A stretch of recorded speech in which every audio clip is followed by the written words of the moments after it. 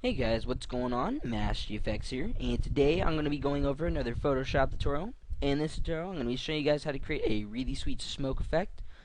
This is an effect that you can use in different projects to help bring it out. I'm going to show you guys some different ways to do this. What we're going to be doing is adding the smoke, and then we're going to add some text using some lens flares to help bring it out. And the final product is actually a really nice look. So what we're going to do, bring up a new document, so we're going to hit Control N. I'm going to be using the dimensions of 1600 by 900. Now the dimensions you use are all personal preference. Now I'm using these dimensions just because it's a really nice size to work with. So I'm going to click OK on that. Now the first thing we want to do is bring up a new layer, and then we can go ahead and delete this background layer because we're not going to be using that. We're going to head over to our gradient tool. We're going to select, I like to use radial. Now the type of gradient I use is all personal preference. The two I recommend is either linear or radial. From here, we're going to head over to our colors. I already have a preset one made. Basically, if you want to create one, all you have to do is click on your little colors here. I'm going to be using a really dark shade of gray and then fading out to a black. So we can click OK on that. From here, we're going to go to the center of our document. We're going to hold down our Shift key and then drag out to the end, like so. And basically, what holding down the Shift key does is it will keep your entire document in proportion, so you won't have any uneven spots. Now that we have that done, we're going to again create a new layer. We're going to head back to our gradient tool. We're going to select this time a lighter shade of gray fading to a darker shade of gray. Now the reason why we're doing this is what we're going to do is fade it in, and it will help lighten up the entire image. And then once we add the lens flare, you'll see where that really comes into play. So we're going to hold down our Shift key again and drag out. We're going to head over to our blend modes. We're going to select soft light. Now from here, we're going to go ahead and add a lens flare. Now you won't really see a difference with the lens flare until we add the smoke effect and the text. So we're going to head over to filter.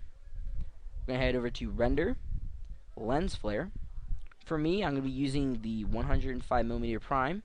For my brightness, I selected 119%. Now the brightness can be varied up or down depending on the type of look you want. And you can also mess around with the different lens types. So we can click OK on that.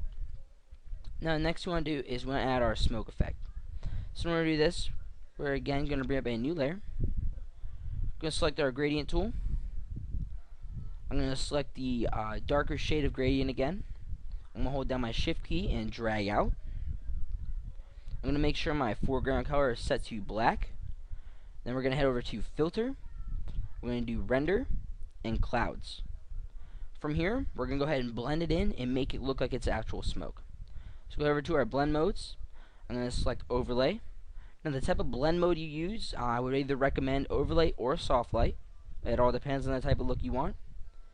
Now the next step you want to do is you can mess with your opacity. Obviously if you like this look already, you don't have to lower the opacity, but for me I'll go ahead and bump this down a little bit to about 54%. Now we're going to go ahead and add our text in there. So what we're going to do is again create a new layer. We're going to bring up our text tool. I'm using the font of Beavis with the size of 268. The font will be in the video description below. For here, I'm just going to go ahead and type in smoke. I'm going to make sure it's selected on white. Now the reason why we're using white and not black is because once we fade it in there, it really help it stand out. From here, we want to make it look like it's actual smoke. We want to make it look like it's part of the background. So in order to do this, we're going to mess in with our filters a little bit. So first off, we're going to head over to our blurs. I'm going to be using motion blur. Go ahead and click OK on that to rasterize the type.